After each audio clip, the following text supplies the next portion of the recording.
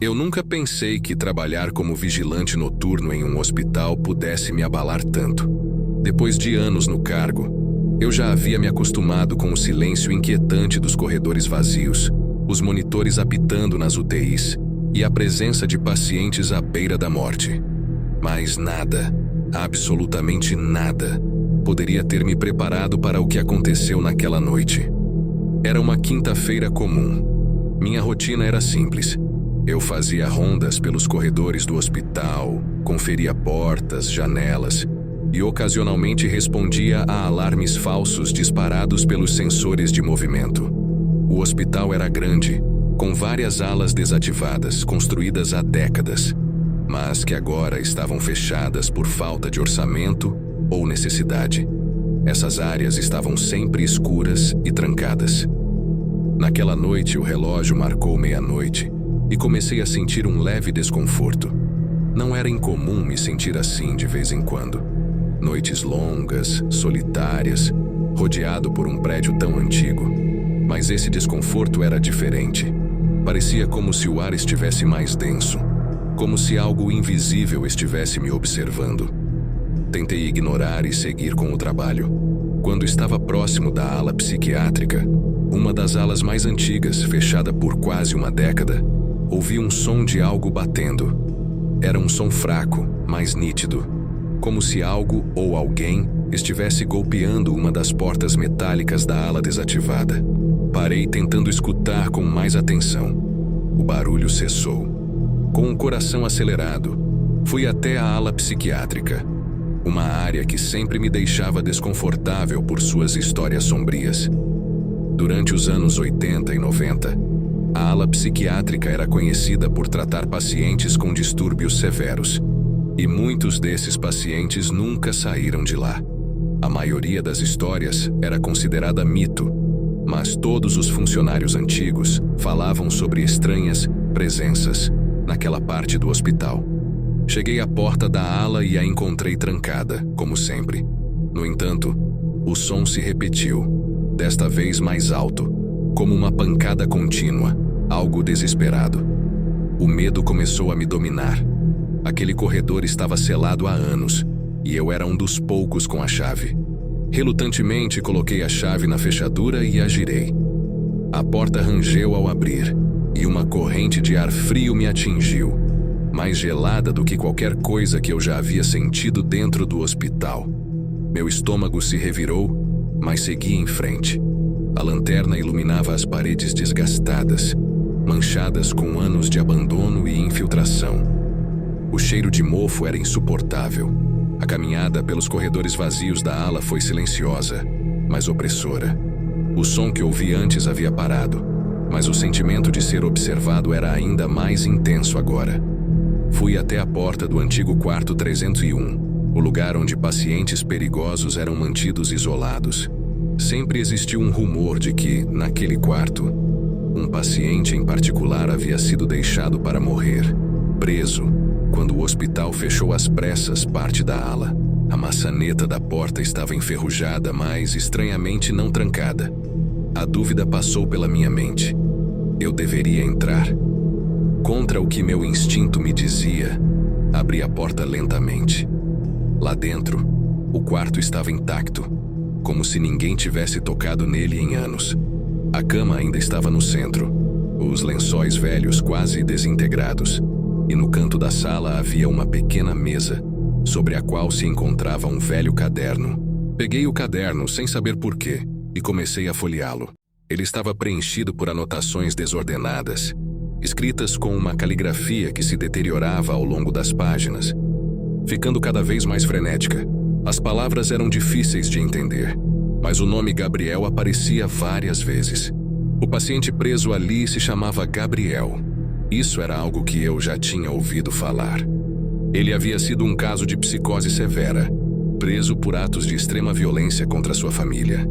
O que não sabia até aquele momento era que ele alegava ter sido vigiado, monitorado por algo que ele dizia ser mais antigo que o próprio hospital. Conforme lia, percebi que as anotações se tornavam mais incoerentes. Gabriel falava sobre a sombra nos cantos, os olhos que nunca piscam e o frio que nunca vai embora. A última página, escrita com letras trêmulas e desordenadas, dizia simplesmente: "Eles estão aqui." De repente ouvi passos. Não era imaginação minha dessa vez. Passos lentos, pesados, ecoando pelo corredor. Desliguei a lanterna instintivamente, tentando escutar melhor. Os passos continuavam, indo e vindo, sem direção clara. A escuridão do quarto me engoliu, e eu me encostei na parede tentando controlar minha respiração. Quem estava ali? O som dos passos cessou abruptamente. Em vez de alívio, senti um medo paralisante. Sabia que não estava mais sozinho, mas o que quer que estivesse ali não fazia sentido. Eu deveria estar sozinho na ala. Juntei coragem para sair do quarto e olhar pelo corredor, iluminando-o com a lanterna. O espaço estava vazio, mas o ar parecia ainda mais denso. Comecei a caminhar de volta para a saída, mas ao passar por outro quarto, o som de algo arrastando pelo chão me congelou. Olhei em direção ao som e vi nada, apenas o corredor vazio. Eu sabia que algo estava profundamente errado. Não estava lidando com vândalos ou com um simples mal-entendido. Algo mais estava presente naquele lugar, algo que nunca deveria ter sido perturbado. Saí da ala psiquiátrica o mais rápido que pude, trancando a porta atrás de mim. Mas aquele ar frio, aquela sensação de estar sendo observado, não me deixaram. Desde aquela noite comecei a notar pequenas coisas. Objetos que mudavam de lugar, ecos de passos quando eu estava sozinho, e a sensação constante de que eu estava sendo seguido. Eu nunca contei a ninguém sobre o que aconteceu naquela ala, mas eu sei que o hospital guarda segredos que ninguém deveria tentar descobrir. Acho que a verdadeira pergunta não é o que aconteceu com Gabriel ou com os outros pacientes. A pergunta é: quem ou o que ainda está lá, à espreita, esperando? E mais importante, por que eu sinto que eles não querem que eu deixe o hospital?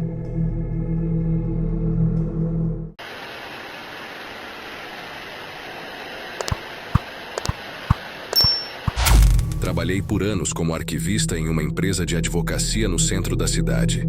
Era um prédio antigo, com uma história que se perdia em camadas de reformas e mudanças de donos. A empresa ocupava 3 andares do prédio, mas o subsolo, onde ficavam os arquivos mais antigos, era onde eu passava a maior parte do tempo. Poucas pessoas iam até lá. Eram pilhas e mais pilhas de processos, muitos dos quais esquecidos, sem qualquer relevância para o presente. Documentos sobre casos que haviam sido arquivados ou perdidos no tempo. Durante o dia, o ambiente era relativamente normal. Claro, era sombrio e abafado, e as paredes de pedra pareciam encerrar uma história pesada que nunca havia sido completamente contada. No entanto, com a luz do sol entrando pelas janelas no andar superior, a sensação de isolamento não era tão intensa. Mas à noite, quando eu ficava até mais tarde, e isso acontecia com mais frequência do que eu gostaria, o subsolo se tornava uma espécie de prisão. Tudo começou numa noite em que eu precisava terminar de catalogar uma série de documentos muito antigos, datados da década de 1930. Eram processos criminais que haviam sido transferidos de outra empresa de advocacia, e meu chefe queria que eu fizesse uma revisão cuidadosa para garantir que nada de importante fosse descartado. Era o tipo de trabalho minucioso que eu sempre fazia. Mas aquela noite foi diferente. Na primeira hora, tudo correu como de costume. O silêncio era quase total, interrompido apenas pelo som do meu teclado e do ventilador fraco que tentava empurrar o ar parado. Porém, por volta das 10 da noite, comecei a ouvir ruídos estranhos. Primeiro, pensei que fosse o prédio rangendo, algo comum em estruturas antigas. Mas depois, os sons começaram a se tornar mais específicos. Era como se papéis estivessem sendo mexidos, como se alguém estivesse folheando os arquivos a alguns metros de mim. Desliguei a música que estava ouvindo e parei para escutar melhor. O som vinha de uma das prateleiras no fundo do arquivo, na área onde os documentos mais antigos eram guardados. Fiquei parado por um momento, tentando entender se era minha mente me pregando uma peça por causa do cansaço. Decidi que precisava investigar. Peguei a lanterna e fui até o fundo do corredor, iluminando as prateleiras. Nada parecia fora do lugar, mas o som continuava, cada vez mais nítido. Quando finalmente cheguei à última prateleira, vi algo que fez meu coração parar por um instante. Um arquivo, que eu tinha certeza de que estava fechado quando passei por lá mais cedo. Agora estava aberto, com folhas espalhadas pelo chão. Não havia ninguém ali. Eu era o único com acesso ao arquivo naquele horário. O mais estranho era que os papéis pareciam dispostos de forma cuidadosa, como se alguém estivesse organizando uma espécie de linha do tempo. As datas nos documentos variavam entre 1928 e 1935. Peguei uma das folhas e comecei a ler. Era o relato de um julgamento de um homem chamado Tomás Silveira, acusado de assassinato. Ele havia sido condenado por matar sua esposa de forma brutal, e a história era perturbadora. Mas o que me chamou a atenção foi a defesa dele, que alegava que a casa o havia mandado fazer aquilo. Confuso, continuei a ler.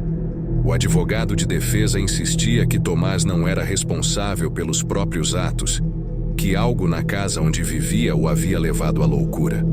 Era uma alegação incomum, mesmo para aquela época. A descrição dos eventos que antecederam o crime falava de comportamentos estranhos, ruídos inexplicáveis na casa e uma sensação crescente de paranoia. Coloquei o arquivo de volta na prateleira, sentindo um arrepio percorrer minha espinha. Antes que eu pudesse voltar ao meu posto, o ventilador parou de funcionar. Um silêncio absoluto tomou conta do subsolo. O único som que restava era o da minha própria respiração. Foi então que percebi algo que até agora não consigo explicar. Uma sombra, diferente de qualquer outra, passou pelo canto do meu olho. Era rápida, quase imperceptível, mas definitivamente estava lá. Eu me virei rapidamente, mas não vi ninguém. A área estava completamente vazia. Resolvi que era hora de ir embora. Já tinha feito o suficiente por uma noite, e aquele ambiente estava começando a mexer comigo. Desliguei as luzes e subi as escadas com a sensação crescente de que algo me seguia. Ao chegar ao andar superior, o ar parecia mais leve, mas a sensação de ser observado não me deixava. Nos dias seguintes, continuei voltando ao subsolo, mas sempre com um peso no peito. A cada noite, a sensação de estar sendo observado aumentava. Certo dia, enquanto revisava os mesmos documentos, percebi uma anotação à margem de um dos processos antigos. Não era uma anotação oficial. Parecia ter sido escrita à mão, em uma caligrafia tremida e apressada. Dizia: "Não é a casa, é o que ela guarda." A frase ficou ecoando na minha mente. O que a casa guardava? Comecei a pesquisar mais profundamente, procurando qualquer referência ao prédio onde o escritório estava localizado.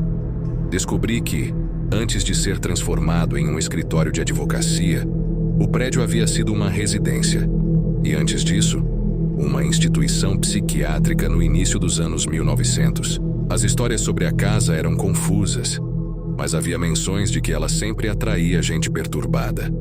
Estranhos casos de violência ocorreram ali, muitos dos quais nunca solucionados.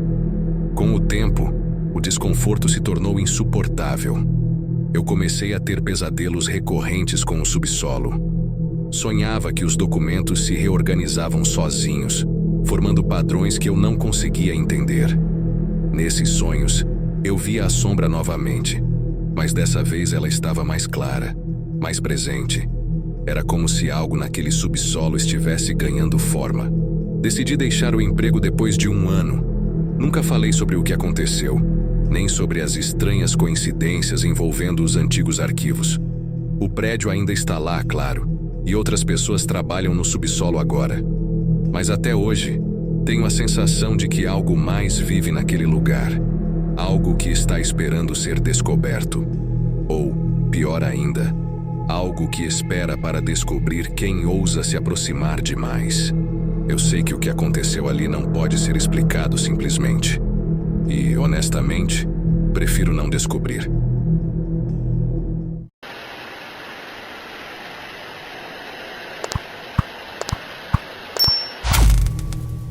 Trabalho como engenheiro civil há mais de 15 anos. Sempre fui fascinado por grandes obras, pela precisão técnica e pela maneira como os projetos tomam forma do papel à realidade. Já participei da construção de arranha-céus, pontes, estradas, mas nenhuma obra me marcou tanto quanto um pequeno prédio comercial que nunca foi concluído. Era um trabalho relativamente simples, um edifício de escritórios de 5 andares, localizado em um terreno no centro da cidade, cercado por outros prédios igualmente antigos. Quando nossa construtora foi contratada para erguer o edifício, ele já havia passado por 3 tentativas anteriores de construção, todas fracassadas. O terreno parecia amaldiçoado. Problemas com fundação, desmoronamentos e até acidentes com trabalhadores faziam com que a obra fosse abandonada repetidamente. Minha equipe foi chamada para finalmente resolver o problema. A primeira visita ao local me causou uma sensação estranha. O terreno em si não tinha nada de especial, mas havia algo no ar que me deixava inquieto. Mesmo com os outros prédios à volta, o silêncio ali era esmagador. Eu costumava ser prático, focado em soluções. Então ignorei essa sensação inicial e comecei a planejar as primeiras etapas do projeto. Com a escavação e as primeiras fundações feitas, os problemas começaram a aparecer. O solo parecia mais instável do que nossas sondagens indicavam. Em alguns dias, era como se o chão simplesmente cedesse de maneira inexplicável. Redobramos os esforços, ajustamos o projeto de fundação e seguimos em frente. O cronograma estava apertado e não podíamos nos dar ao luxo de parar. Algumas semanas depois, algo mais perturbador aconteceu. Um dos trabalhadores, Carlos, desapareceu. Ele era um dos operários mais experientes, responsável pelo monitoramento das escavações mais profundas. No final de uma sexta-feira, ele simplesmente não apareceu para encerrar o turno. Pensamos que ele tivesse saído mais cedo, ou que algo tivesse acontecido em casa, mas no dia seguinte, ninguém tinha notícias de Carlos. O que me deixou mais preocupado foi o relato de um dos outros operários. Ele disse ter visto Carlos descendo para o porão do prédio, uma área que estávamos escavando para um depósito subterrâneo. Segundo ele, Carlos parecia estar falando com alguém, mas quando o colega foi verificar, não encontrou ninguém lá embaixo. Apenas a lanterna de Carlos caída no chão. Nos dias que se seguiram, a busca por Carlos continuou, mas nada foi encontrado. A polícia foi chamada e o caso ficou marcado como desaparecimento. A obra continuou, mas uma tensão crescente tomou conta da equipe. Era como se todos estivessem esperando pelo próximo incidente. Foi então que os barulhos começaram, sempre por volta do final da tarde, quando o sol estava se pondo e o site de construção começava a esvaziar. Ouvíamos ruídos vindos do porão. Eram passos, arranhões, como se alguém estivesse tentando sair. Os trabalhadores começaram a evitar a área, alegando que era fria demais e que eles se sentiam observados lá embaixo. Inicialmente, atribuí os ruídos a questões estruturais. Talvez o concreto estivesse assentando ou algum movimento do solo estivesse causando vibrações. Mas a verdade é que eu sabia que algo mais estava acontecendo. Numa dessas tardes, decidi investigar por conta própria. Desci até o porão com uma lanterna e fui direto para o fundo da escavação. O lugar estava escuro, úmido e havia um cheiro estranho no ar, como se algo estivesse apodrecendo. Conforme caminhava, ouvi o som de passos atrás de mim, mas quando virei, não havia ninguém. Me aproximei da parede mais profunda do porão, onde a última escavação havia sido feita, e notei algo que não deveria estar ali. Parte do solo parecia ter sido escavado recentemente, mas não por nós. Havia um buraco, não muito grande, mas o suficiente para me deixar desconfiado. Olhei de perto e vi algo reluzente entre a terra. Era uma corrente, como aquelas de chaveiros, parcialmente enterrada no chão. Puxei-a e, presa a ela, Havia uma pequena placa de identificação. O nome na placa? Carlos. Minha mente disparou. Como aquilo poderia ter ido parar ali? Ele desapareceu semanas antes, e ninguém havia mexido naquela área desde então. A última vez que o vimos foi descendo para o porão. Foi então que o pior pensamento me atingiu. E se Carlos nunca tivesse saído de lá? Decidi, no impulso, escavar o solo ao redor do buraco. Enquanto cavava, algo começou a emergir. Era uma peça de roupa, suja de terra, mas inconfundivelmente parte do uniforme da construtora. Continuei cavando, o medo crescendo a cada movimento, até que finalmente encontrei o corpo de Carlos, encolhido, preso no chão como se estivesse tentando escapar. Sua expressão era de puro terror, e o mais estranho de tudo, não havia sinais de luta ou de uma queda que justificasse sua morte. Era como se ele tivesse sido enterrado vivo. Eu mal conseguia processar o que estava vendo. Desesperado, corri para chamar ajuda, mas algo no ambiente parecia ter mudado. O ar estava pesado, e eu sentia uma presença ao meu redor, como se o próprio terreno estivesse observando meus movimentos. Eu saí do porão e, a partir daquele momento, sabia que nunca mais colocaria os pés ali novamente. A obra foi suspensa imediatamente. As autoridades assumiram o caso, mas nenhuma explicação plausível foi dada para o que aconteceu com Carlos. Oficialmente, sua morte foi registrada como um acidente de trabalho, mas sei que aquilo não foi um acidente. Anos depois, o prédio ainda está lá, inacabado. Tentativas de retomar a construção falharam, e o terreno foi abandonado de vez. Às vezes, passo por lá e ainda sinto o mesmo desconforto, como se algo sob a terra estivesse esperando. E a verdade, eu suspeito, é que nunca foi sobre o prédio ou os problemas estruturais.